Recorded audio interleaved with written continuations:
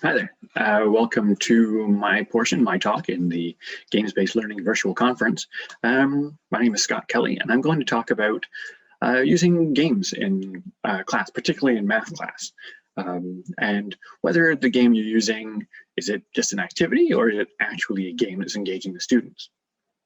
And I also have a subtitle here, how I created a math game which students enjoy. Actually, that's what most of this presentation is about. But while I'm doing that, I'll be talking about the decisions I made while I created the game in order to make what I thought will be a fun and interesting activity that use math rather than just another let's do math activity. Okay. So I'm glad you're here. Let's start. So first of all, who am I? My name is Scott Kelly. I've included a picture of myself here. A long-time player of games. I remember playing board games from a very young age and constantly having board games in my life.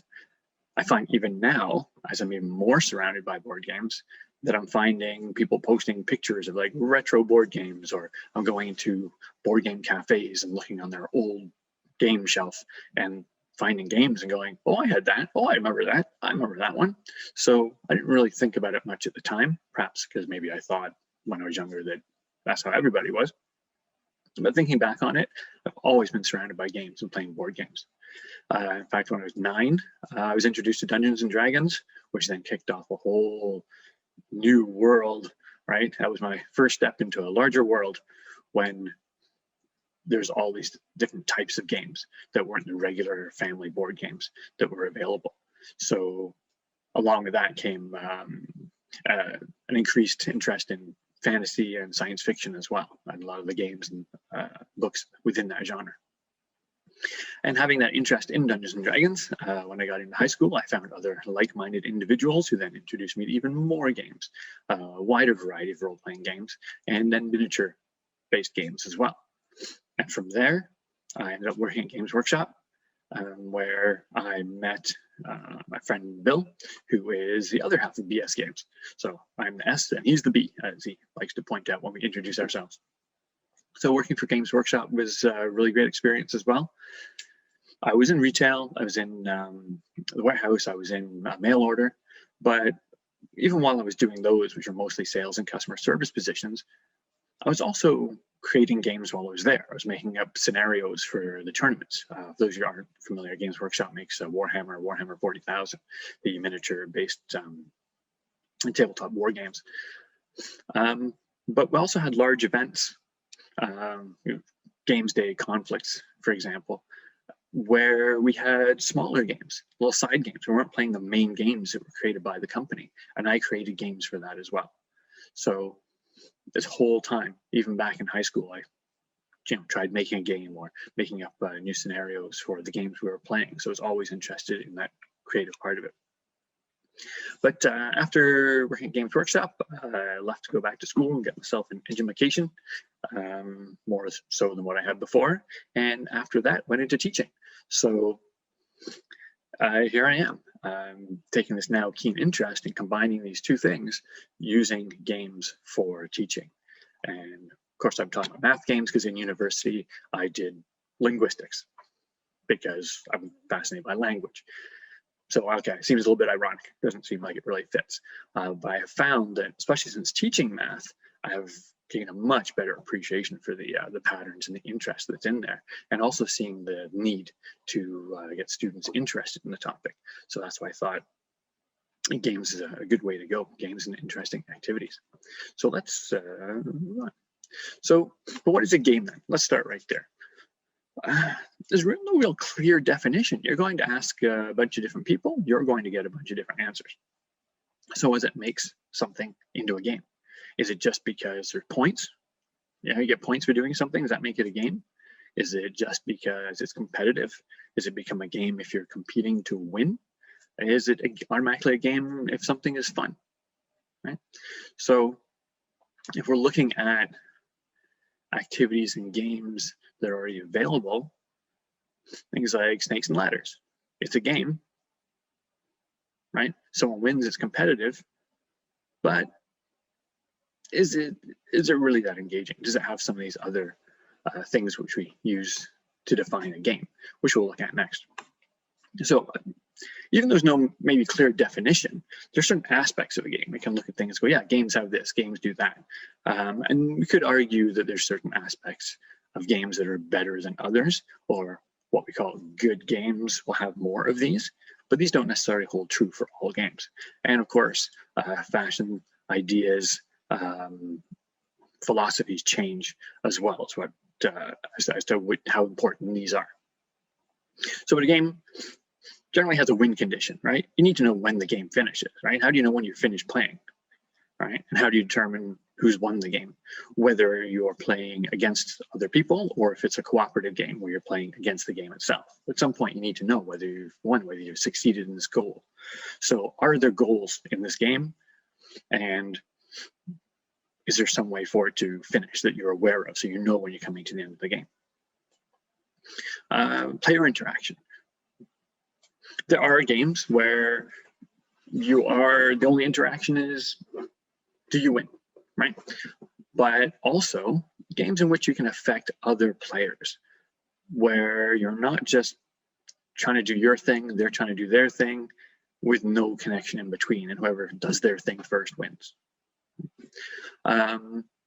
Meaningful choices that affect the outcome are fairly important as well. There's a lot of games that don't have this, but are still considered classic games. Take Snakes and Ladders, for example. You have no choices whatsoever, maybe other than choosing the piece of your colors, your pawn, sorry, your piece. Once you start playing that, the outcome is determined by a series of die rolls which you have no control over. You roll and you move, you roll, you move, you roll, you move, you roll, you move, and whoever rolls the numbers they need to get to the end wins. There's no skill, there's no strategy. It just is. Things like the card game War as well, where you split the deck in half and you flip over your top card. If your card is higher than the other person's card, then you win that hand. As soon as that deck is shuffled and then dealt between the two players, the outcome is predetermined. There's no choice that you can make, aside of cheating, that is going to affect the outcome of that game. Right. And also opportunity for strategy to complete or achieve a goal. So in the game, knowing what the goal is and then being able to plan for that rather than knowing what the goal is and just hoping that things go your way, that you get the right card, that you roll the right number on the die, and that's going to have you win. Right? But to make choices, to plan a strategy, if I do this, then I do that, then I go and do this, and that'll get me towards my goal. That provides for a lot more engagement and makes for a better feel for the game. So when we're using games in class, are they games? Do they have these aspects, or are they just activities? A lot of games I've seen, even ones that sort of come up in professional development courses or professional development days, where they're trying to help out with the math, to give you suggestions, right? There's a lot of recognition, there's a lot of math anxiety, that there's a lot of students, even older people, who you say math and they're like, oh no, it's math. Oh, I don't know how to do that. So how do we make it fun? How do we make it interesting? And there are suggestions out there for math games that frequently they're fairly quick and simple ones so that anybody can do them. And they end up being like, take a deck of cards, you both flip over the card, whoever multiplies theirs faster wins, right? Or gets a point. So is this really a game, or are we just assigning homework and giving points for doing it, right? Are we trying to fool students into just doing practice by making it competitive and assigning some kind of reward, some kind of points for it? And then what are we rewarding? Is it speed or is it accuracy?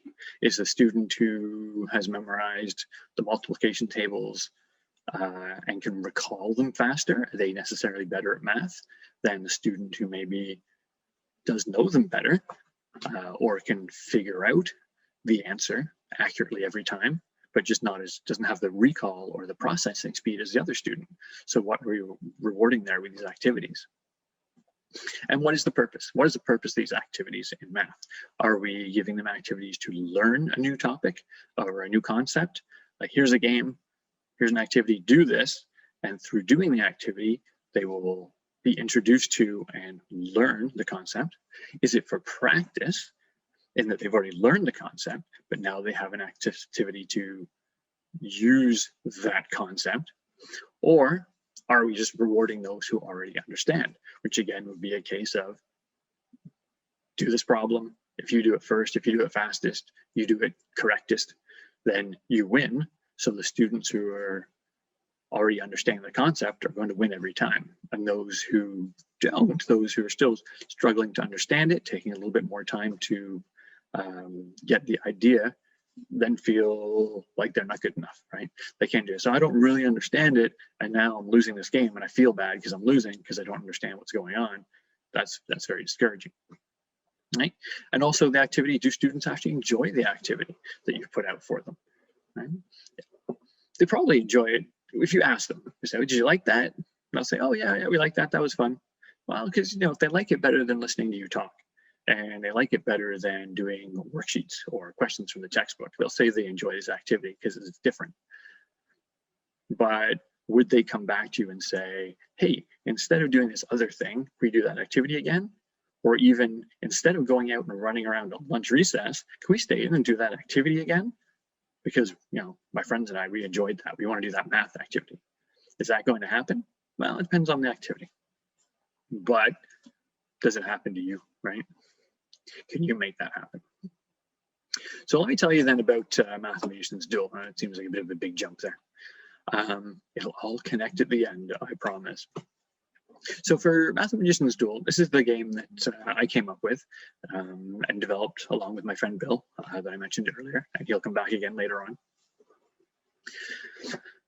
I noticed that children do know a lot. They learn a lot. They pick a lot up, even if they seem somewhat resistant sometimes to learning in a classroom setting in school, because they feel like that's a chore. It's not that they're not willing to learn.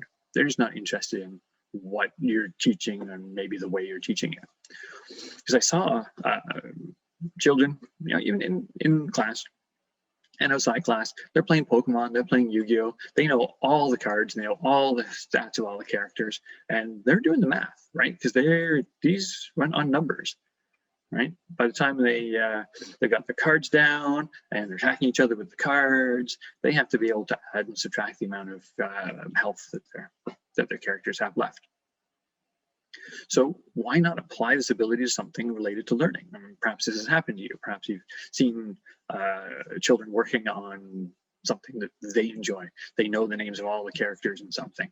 And you think, well, how can you know all that but can't do these other simple or basic things that we expect you to do? And you know what? And I've been part of this as well. I've heard this myself. When I was younger, high school, just pre-high school, I was interested in history, particularly World War II airplanes. I was fascinated by aircraft of World War II, and I could name them and tell you all kinds of stats about them and things like that. I heard it from my parents. Why don't you put that kind of effort in your studies, right? If you can know all this, why aren't you getting better marks? And even same when I was getting into role-playing games with the big backgrounds and all the lore and history that they write into those games. Right? Spending a lot of time reading those books, knowing all the history of these made-up places, and why don't you put this much effort into your actual school? So I thought, is there a way to harness this? Is there a way to combine those two things? Can we make a game which, through learning to play it, students would have to absorb actual real-life information that we would want them to learn or know or be interested in? And I wasn't the first to think of it. There was on Dragon's Den. Those of you maybe watching from the United States, Dragon's Den is a Canadian version of Shark Tank. In fact, there's a bit of crossover. Kevin O'Leary was on both shows. And I was watching one day and I saw this. A couple of chemistry teachers had created a game called the Rare Earth Chemical Element Card Game, where the characters were different elements. The purpose of the game was to collect protons by combining the different cards and characters together to form reactions, and they would collect protons. And there's a lot of information on the cards, a little bit about each element. It's got the atomic mass on there, it's got the symbol for it, the valences. The idea being that if students played this card and just had these cards and just had fun with it, the way they do with Magic, Yu-Gi-Oh, and Pokemon, that they would start to learn more about chemistry, get a better sense of chemistry. So this got shot down really hard. The dragons did not enjoy this at all. They thought it was kind of a silly idea. The company is still out there. They're still making this. They do have a website where they're still producing this game, but it wasn't for them, apparently. Notoriously, they were pretty hard on anybody who brought in games. They didn't think there was a market for any of those. So they didn't do fairly well. And this also provided some feedback for me as well. When I did start creating this game, people would come to me and say, hey, you should take that on Dragon's Den. You should take that on Dragon's Den. I was thinking, yeah, I've seen people take similar stuff on Dragon's Den. It didn't go well for them. So we went a different route. So the idea was still there. And I had this idea. It was kind of a nebulous idea kind of floating around in my head that, you know, maybe I could make a game. Maybe we could use math somehow and get children to practice math. And one day I was in the shower. Okay, well, many days I'm in the shower. There's one particular day when I was in the shower, I had an idea. Of course, that happens a lot too, because that's where I do most of my best thinking. And the game came to me, almost completely fully formed. I spent a lot of time thinking about things before I do things. But I got the idea, it just came to me, and I hopped out of the shower and went to start putting together some index cards and writing down my ideas really quickly. This isn't actually my bathroom, by the way. It's just like a stock image. That's a pretty cool shower curtain. Ships on there. Anyway, so I put together a prototype. I got a picture here. The top ones are my original cards. I just grabbed some index cards and some pencil crayons and cut the index cards up so I could have more of them and started writing things down. So my idea was that players would work toward casting a spell. I like the idea that they were over time weaving and building up the magical energies in order to get their spell off to hit their opponent, rather than put down a card and go, I hit you, put down a card, I hit you. So every turn they could add one card from their hand into what I call their incanquation. Linguistics, remember? Language guy. You gotta put some puns in there, otherwise I get bored with it. All right, so you can add one card each turn. And the idea was, if the cards are operators and numerals, and you put down one per turn, you have to put down like a numeral, then an operator, then a numeral, then an operator. And when adding it from left to right, when the value of that incanquation matched the value of the spell that you wanted to cast, then you've cast the spell. So it was a target number, what we called casting value of the spell. And then once your spell happens, then you take some health away from your opponent, like many of these dueling fighting card games go. And then when your opponent's reduced to 0, then they're out, you win, there you go. Okay, so it matches this style, this genre of game that I knew young people and older people, of course, were already familiar with, but just infusing a different way of causing the magic to happen, as it were. Okay. So how does it end though, right? That's one of the first questions I had to come up with. So pretty early on, I had an idea. You're depleting your opponent's health. You're taking theirs away. But then how much do you start with? That's a question. There's a lot of different questions and a lot of different bits of mathing that go into this just to create the activity in the game and to make it interesting. So I sort of arbitrarily picked the number 20 because it seemed like a reasonable number, not too high, not too low. And then from there, that indicated other things later on. So how much health does a spell take away when you cast it? And how does that affect the length of the game? So if you're playing a game and you have 20 health to take away from your opponent, and each spell takes away 1 or 2, that's going to take a long time. But if each spell takes away 8 or 9, then I cast 3 spells and I'm done. And what's the point of having them do like 8? Because that's going to require 3 spells for sure. So there's a bit of playing with that as well to figure out how much we can start with. And a lot of play testing carried that out for us. My second concern was, is there enough interaction? Or like before I was mentioning, is it like competitive solitaire, where I'm trying to build my spell, you're trying to build up to your spell, I get to mine, you lose your health, then you get yours, I lose some health, I get mine. Are we really affecting each other other than racing to see who can get there first, taking turns? So can we have players affect each other? And what effect would that have? So I decided that I would have players have the option of playing a card into their opponent's incantation as well as just their own. So on their turn, they can choose to play on their own spell or their opponent. The reason to play on your opponent would be to prevent them from getting to the number, their casting value, more easily. So for example, if my player has a spell which is face up so I can see it, has a casting value of 15 and their incantation value is 9, I can put a minus sign on them. So now they're going in the wrong direction. So they'll need to put down a number or lower them even further, then they'll need a plus, and then they'll have to build up from there. So it gives me a little bit more time while they're recovering from that to build my own. But if I'm only playing on my opponent, then I'm not building my own spell, right? So I'm not heading towards my own goal. So that created a bit more choice and a bit more strategy just by putting that in there, right? And that interaction felt like you're actually doing something with the opponent as opposed to alongside your opponent. So we thought that was pretty good. It did cause another problem later on, but we'll get to that later on. All right. Also, we need some variety and choice in there. The overall mechanic is kind of repetitive, right? The idea of we're just building an incantation, casting a spell, and then so are you, then so am I, and every turn I'm just playing a card either on you or me. So we need to have some kind of choice in there. So a bunch of spells. I kind of a wizard only knows one spell, really, right? So a bunch of different spells make it more interesting. But how do we make them different? Well, what can we make different about them? We can make the casting value different. We can make the amount of damage they do different. Of course, we can give them different names and put different pictures on them for their variety. And I thought, well, also, if you just pick a spell every turn and go, oh, I'm using this one, again, do you get stuck using one you're not particularly interested in or doesn't match the cards that you have? So I also added in a choice of spells. So at the beginning of your the game, you pick 3 spells, choose which one to cast, put the other 2 aside. Those are your spell book. And then after you cast your spell, you draw another one from the deck, add it to your spell book. So you always have a choice of 3 spells. So you can match to what you have in your hand, which cards you have. And that helps with that planning and strategy. Rather than going, I just have to deal with what I've got, you can make a choice. And I have a bunch of pluses in my hand. Well, you know what? I'll choose the spell that has a higher casting value. Or I have a bunch of low numbers in my hand. I'll choose the one that has a lower casting value.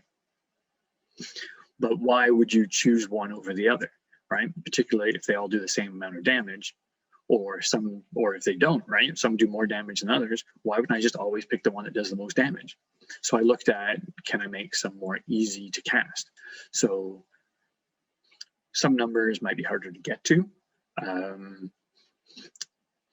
And then I thought, well, you know, also it's going to be odd because if I have casting values that are like single digits, 6, 7, 8, and the digits on my cards are 1 to 9, what's to stop me or a player from just playing one card and going, oh, casting value is 7. I have a 7 in my hand. I cast my spell.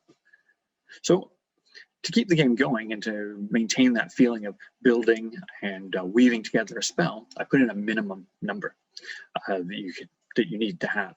So most of them have a minimum of 2 or 3. Well, 2 is kind of obvious, but some of them you need to have at least 3 numbers before it works. So the ones that take longer to cast because they require more turns will generally do more damage than the ones that require fewer to cast. So a spell that only takes 2 numerals to cast, so this plus that, you hit the casting value, you might only take 2 away from your opponent. Whereas some of the ones that require at least 3 numbers will do like 4 or 5 points away from your opponent. And the other things too, the actual number, that make a difference. And that was something we have to think about as well. I put in a rule about not being able to go below 0 to keep negative numbers out of it. So that numbers, if I tried to get to a casting value that was close to 0, was actually more difficult because you would have to go up with pluses then minus back down, but you couldn't overshoot on the way back down and head into negative numbers because there'd be bad consequences. So I found that smaller numbers were actually harder to get to, and the bigger numbers, of course, required more cards. Whereas those 7, 8, 9 were easy to get to because you played a 1 on your first turn, you could play an 8 on your next turn and you're there. You played a 2 on your first turn, then when you next time you play a number, you can play a 6. So there's a lot of combinations just between a small number of cards that will hit those numbers, so they're easier to cast. So those ones would do less damage. But the player playing the game can look at that and say, all right, based on the cards I have, is it going to be easy or difficult for me to get to this spell? This one does less damage, but I think I can cast it faster, so I'm going to cast this one first and save the other one for later. So that variety, that choice, that strategy, that planning, there's mental math on the part of the player to think about what they're going to do. But because it's planning a strategy, it doesn't feel like you haven't just given them a worksheet and said, figure this stuff out. Right? Again, that was some of the feedback that we got as well, which we'll come to later. But that was a lot of the reasoning behind what we did with the spells. All right, here's a couple of examples. These are not the ones that I drew with my pencils when I first made my cards. These are the final cards after Bill did all the artwork for them. Okay, and these are just 2 of them. There are 8 different spells, and in the deck there's 2 of each, but the artwork is different on the 2 of them. So you can tell here for the spell Dampen, this wizard is casting the spell, but there's another Dampen, it has all the same numbers on it. It has the casting value is 5, the minimum number of blue cards, numerals that you need is 2, and it takes away 2 magical strength. He's casting it. There's another one which has all the same numbers on it, but it's a different wizard being hit by the spell. Again, for the variety, just for that visual appeal. So we added more restrictions because with rules, with games, you need to add restrictions. You can't just play cards until you win. It gets a little boring after a while. The restrictions actually add strategy. So like I said previously, the incantation can't go below 0. There's consequences. If someone does make it go below 0, like say, for example, incantation value is at 5 and it's a minus sign and a player puts a 6. So if you were to add it, it would go to -1. The player who caused it to go negative would get hit by that spell. So you can cast your opponent's spell on yourself if you're not paying attention. And that was something else I wanted to put in there, because the whole point of the game is constant repetitive mental math. Adding these up over and over again to go, okay, where am I at? Oh, wait, what's my opponent have? And then adding up theirs, it practices that basic mental math skill over and over again, but with a purpose. And the purpose here would be to make sure you know where they're at, because I've seen it happen. I think Bill's done it a couple of times, where the cards in your hand aren't very helpful for you right now. So you think, you know what, I'll just place one on my opponent so that I'll get it out of my hand and draw a new one, which hopefully will be better. But then without paying attention to what the opponent's value is, dropping a card on them and have them go, okay, well, I'm at -2 now, so it misfires and just cast it on you, right? But also making sure you've added your own correctly, because if you make your own go below 0, it misfires and casts back on you as well, right? So these consequences, again, part of the planning and strategy. Can I do this? Should I do this? Have I done the thing I need to do to make sure I'm not going to get the negative consequences of my action this turn? Another thing as well, this is helpful for adding strategy. The cards they put in there, rather than just putting a couple of each of the different numerals, I actually put in 4 1s, 2s, and 3s, 3s, 4, 5s, and 6s, and 2 of 7, 8, and 9. Just because I wanted more of the small numbers to make it easier for players to adjust their value. If I put in maybe an equal number, like a bunch of 9s, and someone gets a few of them and drop them all on their opponent is like way too far away from their target value, and there's no big cards left for them to bring it back down, and that can be frustrating. So using more small cards means less change to the value overall of the incantation. And to help players with this, we did create a card which tells you how many there are of each in the deck, because now you're working in probability. Not that students or really anybody is going to sit down and work out the numerical probability of someone having a certain card, right? Knowing how many there are in the deck and there's this many in there, right? But what they'll do, they can work it out as far as likely, not likely, very likely, right? Or impossible, right? My opponent, they might cast their spell next. All they need is a 5. Oh, but wait, I saw a 5 go by already, and there's 1 already in their incantation. There's only 1 5 left in the deck, and I've got 1 in my hand. They don't have a 5, so I don't have to worry about that. Or perhaps they need a 1 to cast their spell. I don't have any ones. My opponent seems to have one already in their equation. There's 3 more in the deck somewhere. There's a good chance they have one. Maybe I want to foil their equation. Or I take the risk and say, you know what, I'm going to play on my own because I'm almost cast my spell. I'll take the risk that maybe they have a 1. Okay. So you can work in that thinking probability without necessarily that calculation probability. I thought that would be helpful for that. And a couple other issues that came up during playtesting. Notice there's also words at the bottom here, which I didn't talk about yet.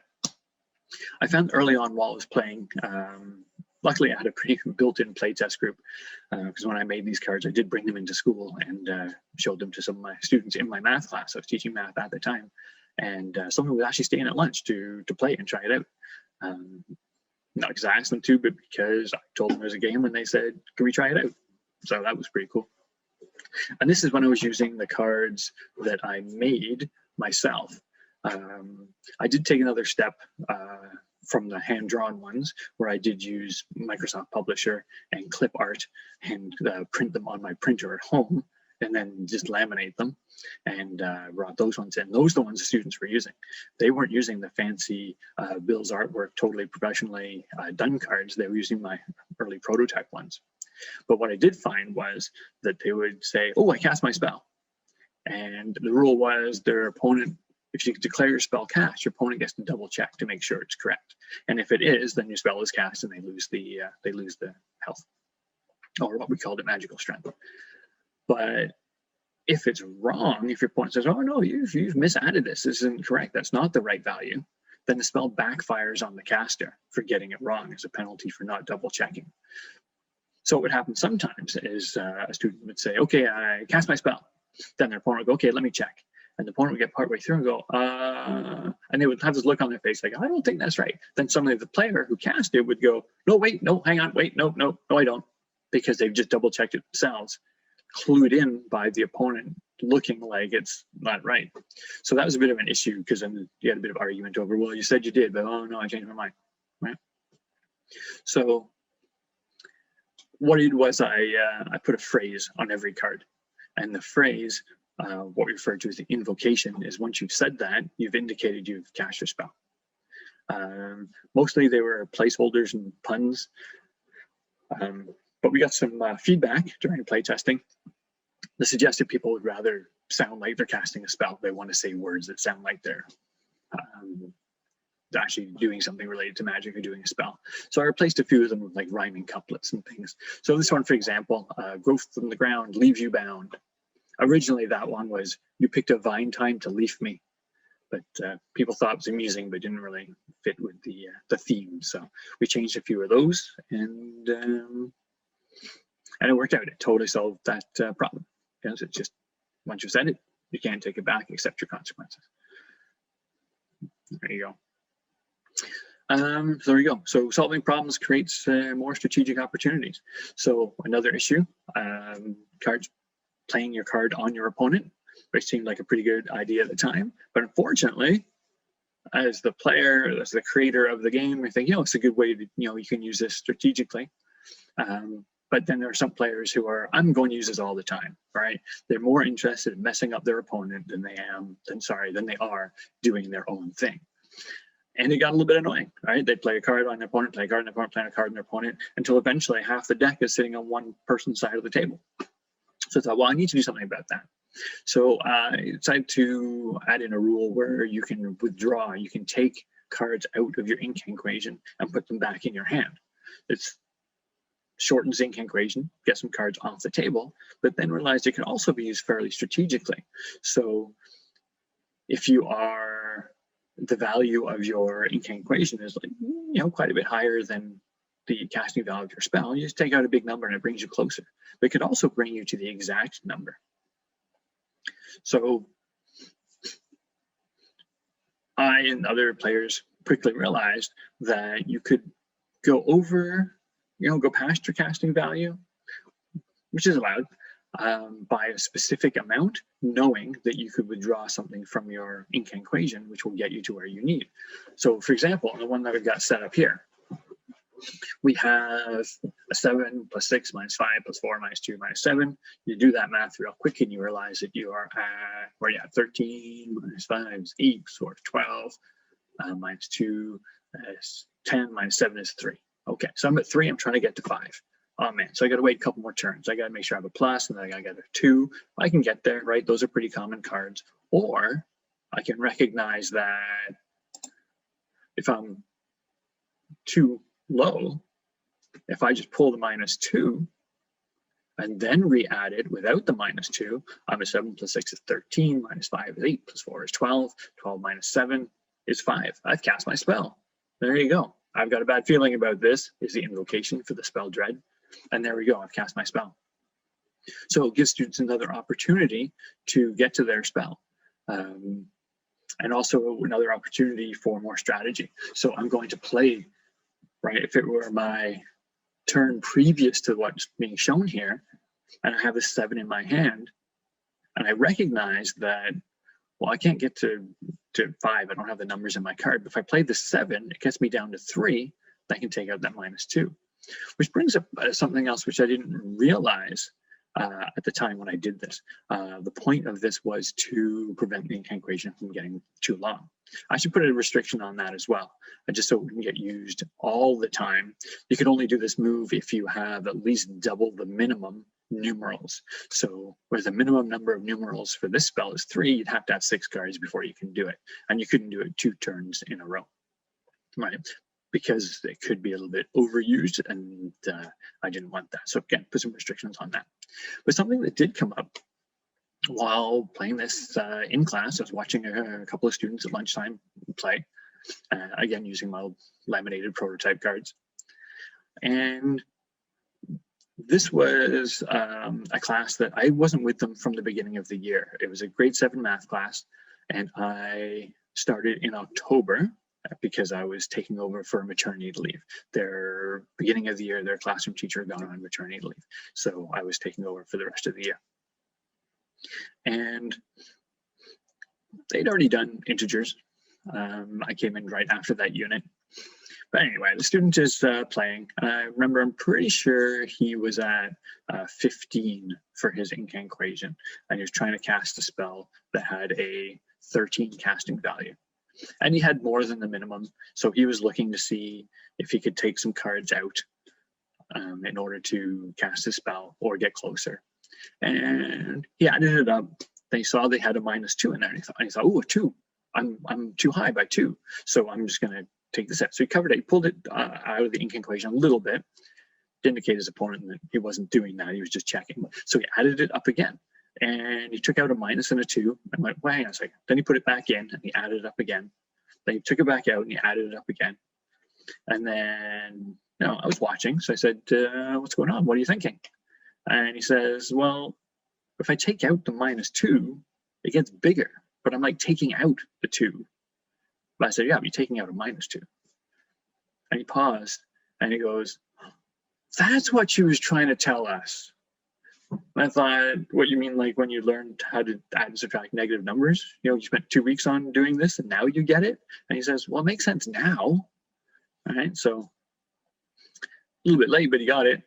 But I'm glad that put in a situation where he's able to use that and see it, what happens, that subtracting a negative actually increases the value. He gets it now. And he's probably going to remember that now even more because he had that epiphany, right? He sort of discovered it on his own, even though it'd been explained to him earlier on, but now he understands it. And that wasn't my intention when I created that rule, was to go, you know what, I'm going to put in a rule that'll teach kids how to subtract negatives. The intention there was just to keep the, you know, give some more choice and to keep the incantation from getting too long. But it did occur to me that, yeah, you know, you can play this with students who are much younger and they can kind of they can get the concept, right, before they even taught this in 7th grade or wherever it's taught, wherever you happen to be. Get the idea that if they take the minus out, the value of the incantation will get bigger without necessarily having to teach them how to subtract negative numbers. But when they come to that, that idea will already be in their heads. Something else I noticed from this too, actually, is when the kids got to this rule, I explained to them that they could do that. they would add up their incantation. Then if they noticed they had enough to take something out, they would cover up 2 cards. I could see them sitting there going like this and close one eye and blocking a couple of cards. Then they'd add up all the cards again. Then they'd cover the next 2. Then they'd add them all again. Then they'd cover the next 2. Then they'd add them all again. So they'd add up the whole set like 3 or 4 times to see what difference it made. And at not one point did they go, wow, this is way too much math in a game. Right? They were just doing it because they wanted to know if they could do it, right? If they could cast their spell by doing it. All right, talk a little bit about terminology. I've been using the terms damage and health and things like that. And early on, that's kind of how we talked about it, because that's the terminology used in the games, Magic and Yu-Gi-Oh and such. But thinking that, I'd like this to be used in schools. I think this is a perfect place for it. So we need to be a bit more school friendly. So nowhere in the rule book, or nowhere when I was teaching it to the students did I use the words damage, health, attack, or dead. All right, we decided, Bill and I talked about it, and we decided magical strength was a good way to go, and then rather than health. And when a spell is cast, it takes away magical strength. It doesn't do damage. You're not attacking your opponent, you're casting spells on your opponent. And when a player reaches 0 magical strength, they're too weak to continue, right? Maybe they pass out, I don't know. But we phrase it as unable to continue because they don't have the magical strength. They're not dead, they're not injured. Having said that, watching students play and never using those terms myself, then overhearing them play, I got a lot of, oh, I got you, I attack you, oh, you take this much damage, oh, you're dead. But you know what? That's the way they are. That's the terminology they bring to it. But I thought I should put that in there in case you are thinking about putting together activities and games that do require some conflict, or that is the theme, might be something to think about. All right. Oh my goodness, then there's this other problem, because that's what it is, right? Making games is problem solving. Here's my idea, here's all the things that don't work, let's fix them. One of the big problems that came up was that because the magical energy deck was a mixture of numerals and operators, sometimes someone had a handful of operators or just numerals, and they couldn't play because both incantations ended with that same card. So if your incantation ends with a plus and mine ends with a minus, and all I've got in my hands are plus and minuses, I can't play one of those cards. It has to be a numeral. It has to be, they have to alternate in order to make an equation. So we realized this just after we sent all the designs into a prototyping printing place, a game that Game Crafter that prints your games for you, and to get a prototype so we can play a fancier looking one with Bill's artwork on it rather than my homemade ones. And we put that order in, and 2 days later I realized this was a problem. So was it a difficult fix? We got this prototype coming and now it's wrong. But actually, it turned out it was super easy, barely an inconvenience. When they showed up, I just took a bunch of red dot stickers and a bunch of blue dot stickers and just put them on the backs of the cards. So even though the cards were all they were red and blue, half red, half blue, like the box, I put a red sticker on the back of all the operators and a blue sticker on the back of all the numerals. And now players had more choice. So when you start the game, you take a hand of 5 cards, you can choose the combination. How many blue ones do you want? How many numerals versus how many operators? What kind of balance do you want to keep in your hand? And at the end of every turn, when you draw a card, you choose one or the other.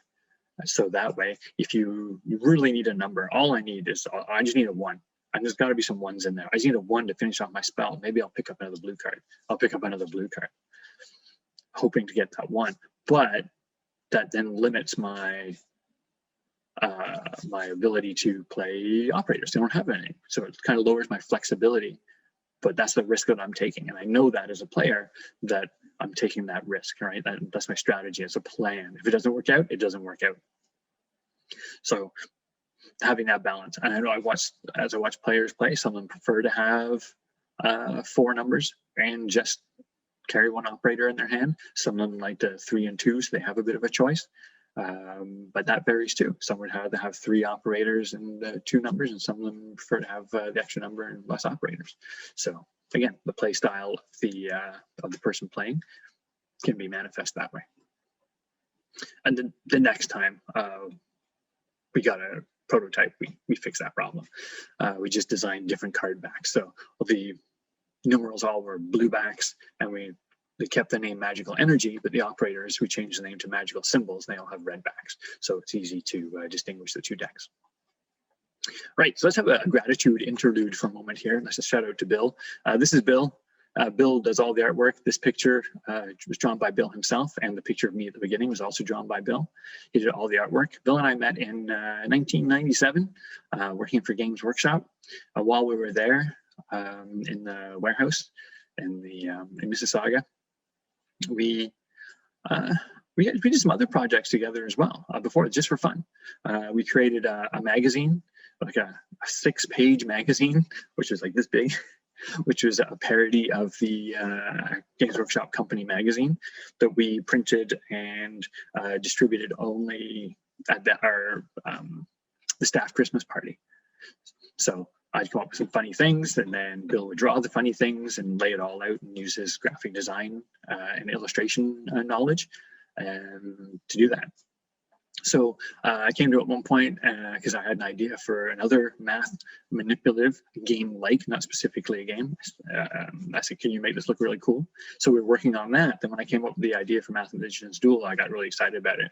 And I made my little cards, and I went to him and I said, look, I made these. I've been playing it with my friends. Okay, mostly students. We're playing mostly with students, and they're really liking it. Can we make this look cool? Can we make this into a project? And he did. So he thought that was a pretty good idea. So got lots of encouragement from Bill with the playing. The math part was really my side. So it was great getting his feedback as well as we played against each other, and then just his enthusiasm for it as he started to see how cool it was, and then to get that artwork, all these great little wizards in his really cute cartoony style, and laying out all the cards, doing all the graphic illustration design work, and then getting those off to the printer so we could get those. It's been really cool. So he's the B in the BS games, as he likes to introduce himself, which leads me to go, yeah, I'm the S. So there you go. It's like to shout out and thank Bill for all his work and his help with this. All right. So did we achieve our goal? Did we create a game rather than a math activity? All right. Do we make something that's fun and interesting? Well, there was a win condition and then trigger, and that was another brilliant bit of work by Bill. The scorecards, a little finger pointing to the, how much health you have or magical strength you have left, was a brilliant design choice. And you can always see how much your opponent has left, so you can plan based on that. So there's an open and obvious win condition, and you can tell when the end of the game is coming. So again, lends to the strategy and the engagement. Is there player interaction? Yeah, we felt we got that by adding in the ability to interact by playing your card on your opponent, for sure. It's a little bit of what they call the take that mechanism, where you're doing something to mess up your opponent, but not in a hugely damaging way that you can play one card on them and then it ruins them for the rest of the game. There's no way for them to come back or catch up. And in fact, I found by watching the games, it is very rare that a game finishes with a point difference bigger than 5 or 6. So I've had players get a couple spells off early in the game, which is somewhat discouraging for the other players, like, oh, I'm way behind. But then usually they catch up enough so they're always within 1 spell or 2 spells of catching up by the time that they lose. So very rarely do players playing this feel that they are out of the game. There's no way of catching up. What's the point in continuing? So that's also something to look out for there as well. Is the player interaction mean or challenging, right? You don't want it to be such that interacting players means one player picking on another and potentially making them not enjoy or be engaged in the game anymore. Was there a meaningful choice? I think so. Oops, I got a check mark ahead of myself. I think so, by choosing the spell that you want to start with, choosing the card you want to play out of your hand of cards, choosing to play on yourself or your opponent, right? So every turn, you're not just doing the only thing that you can do, you're having a choice of what you want to do. And that choice will change what you're going to do next. But at the same time, it's very difficult in this, I think, to make a choice that's going to ruin you right from the beginning. Like I said, on the player interaction, can you do something to yourself which will mess you up? No, I don't think so, right? It's rather frustrating to say, oh, I made a bad decision 4 to 5 turns ago, and now I can't recover from it. So I wanted to make sure that that wasn't the case, that there's always a way to get out of any issue that you might have caused yourself. So meaningful choices will affect what's going on, but they won't sink you, right? They won't ruin your game if you make the wrong one. And strategic opportunities, yeah, I think so as well, right? Planning ahead, right? Looking at the cards you have in your hand, thinking, well, you know, if I play this card, then a plus, then this card, that'll get me close to where I need to be. I can put this on my opponent to mess them up, and then whatever card I draw, right? If I get this card, or this card, that gets me closer, especially with this other card I have. So there is that opportunity to plan a few steps ahead, but enough player interaction that your plan isn't necessarily going to work if you plan 3 steps ahead. So you just have to watch out for your opponent, but you can still at least make those plans. All right, so what kind of reception did we get from this? From students, when I first started playing, I said, hey, just try this. The reception, the reaction I got was, is it a math game? I'm not good at math. Right, which is kind of what you expect from many students. I think it's changing a bit, but that culturally held belief that math is hard and it is still fairly prevalent. And of course, that's what we're trying to overcome, right? That's why we're here. That's what we're doing. Well, okay, no, we're not all doing math, but the topic of this one. But I did find that there were students who at first were reluctant, and then after playing, chose to come in at lunchtime and play with their friends. They finished their some work early. They finished writing a quiz. All right, I'm finished. My friend's finished. Can we sit in the hall and play your game while everyone's finishing their quiz? Yes, you can do that. Right, and so I got a lot of feedback that way, and that was how I realized I think I was onto something really interesting, and what really inspired me to keep going with it beyond just something I'm going to use in my class, but it's something I want to share and put out there so that other people can experience this as well.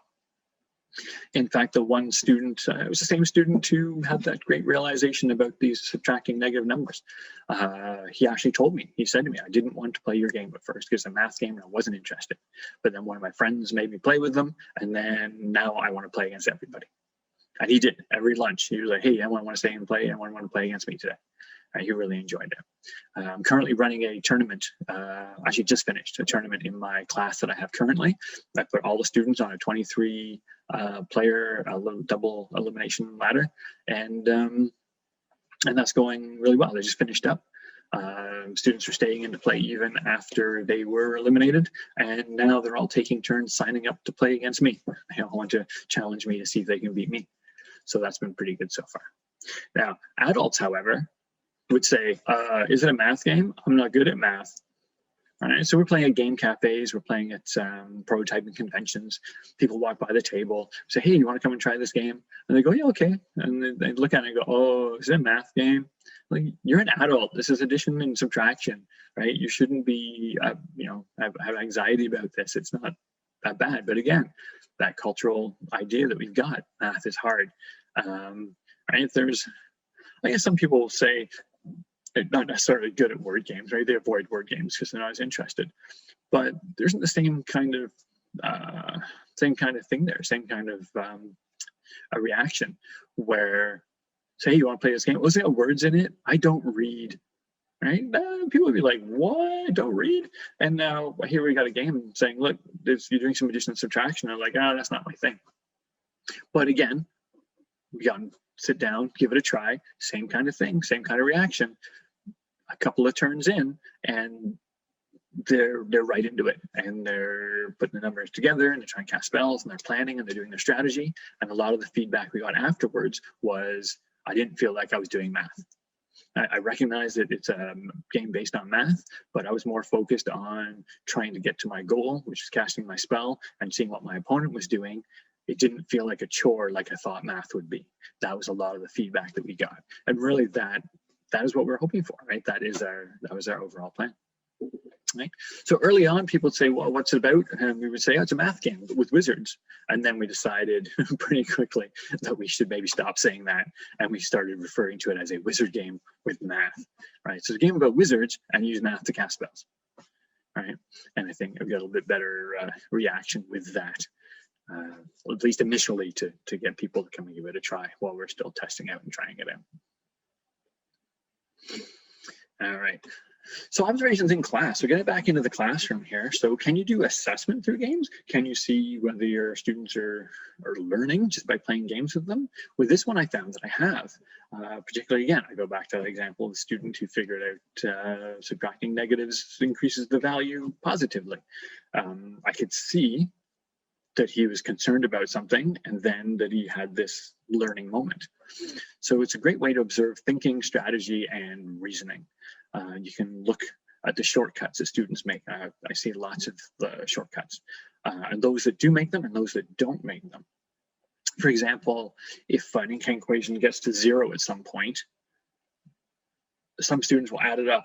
This plus that minus this plus this minus that gets to 0 plus this plus that. Where others will say, I know it's 0 up to this point. Right? So the value right here is 0. So I'm not even going to add that part up again. I'm just going to start there because I know up to there is 0. Students will see 6 plus 3 minus 3 plus 4 plus 1 minus, and they'll say, well, 6 plus 3 minus 3, that plus 3 minus 3, they just kind of cancel each other out. So it's just 6. So when they're doing it up, adding it up again, they'll just skip over that to save themselves time because they understand that they don't need to. But it also can lead to some noticing of misconceptions. So do you have students that are constantly adding things up incorrectly? Every time they go 9 plus 8, do they say 16 instead of 17, for example? Do you get students that will think they're making it easier, creating their own shortcuts by chunking some of the math? So if the Incan equation is 6 minus 4 plus 1, they go, okay, well, 4 plus 1 is 5. That's easy, and 6 minus 5 is 1. But the Incan equation needs to be read from left to right. And they're not recognizing that 6 minus 4 plus 1 is not the same as 6 minus 4 plus 1, right? So there's something that you can talk about there as well. Do they miss fairly obvious opportunities? Like they just standing behind the student, they have a 2 in their hand, and if they play a 2, they cast their spell, but they don't do it. You're like, why didn't they cast the 2? Are they added, right? You can talk about that out after.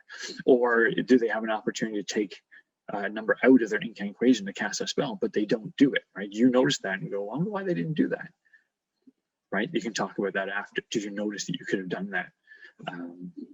And then they can say, oh, I didn't notice, or maybe, oh, I did, but I thought it would add up to this, that sort of thing. So you can make some assessment of how they're reasoning and how they're thinking and how they're using their math skills just by playing with them and watching them play the game, I found.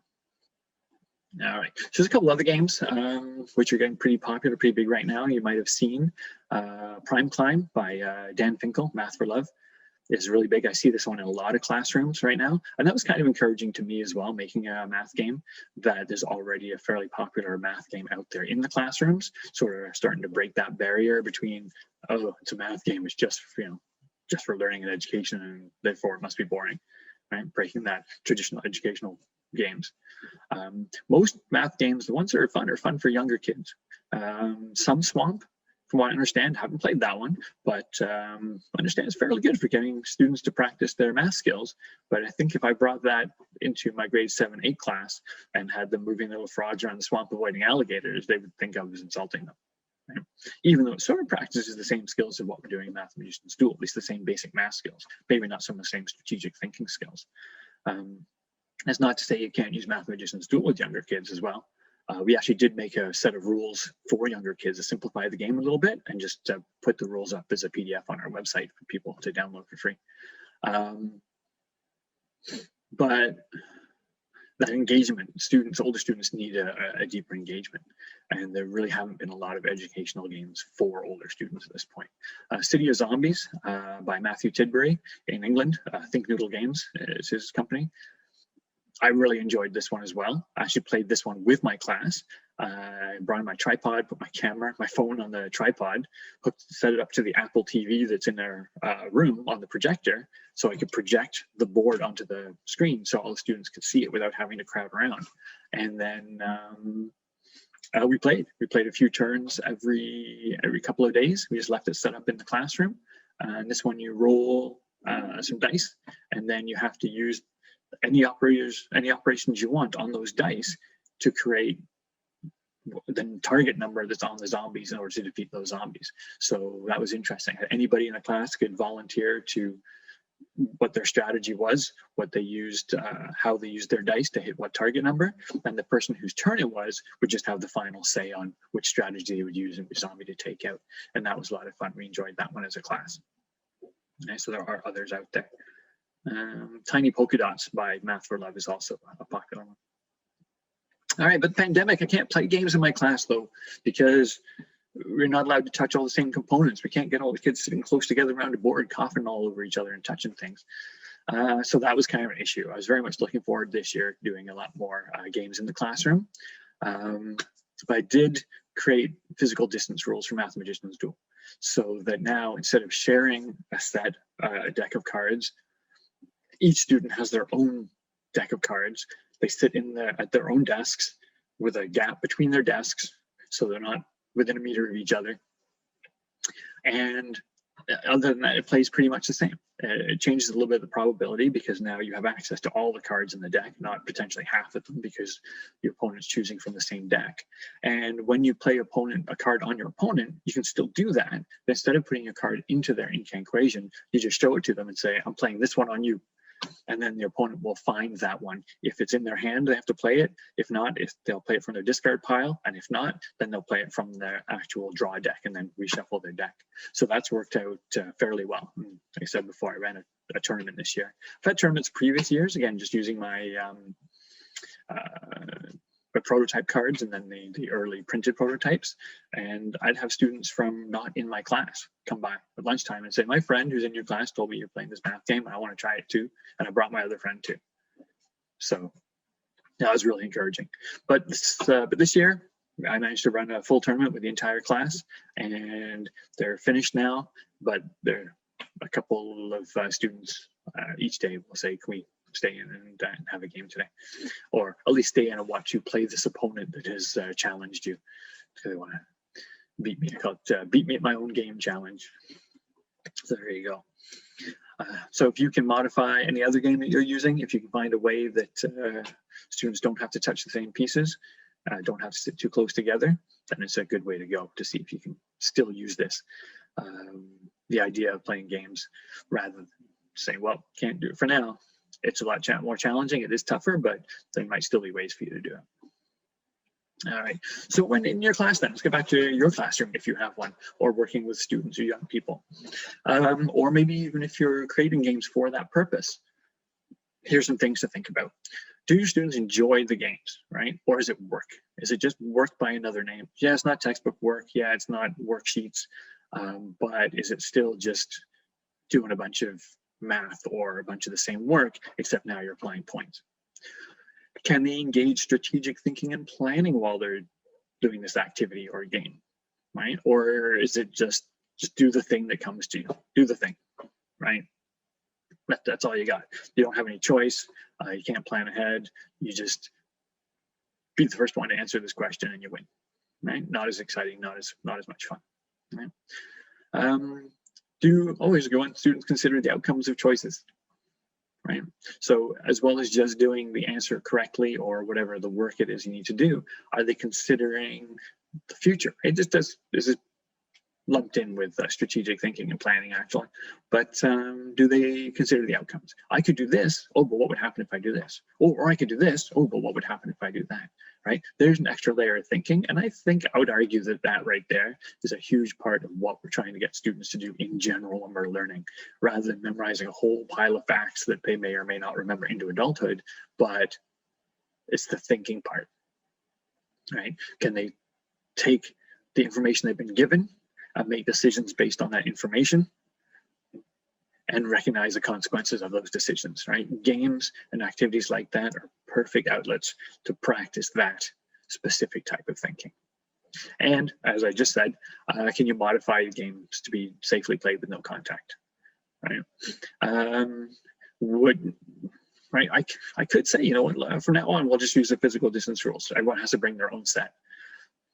But it's more of a temporary thing, I feel, right? So, okay, so maybe the game isn't as good with this change that you need to put in, right? But a year from now, hopefully, we can play it the way you intended it to be played.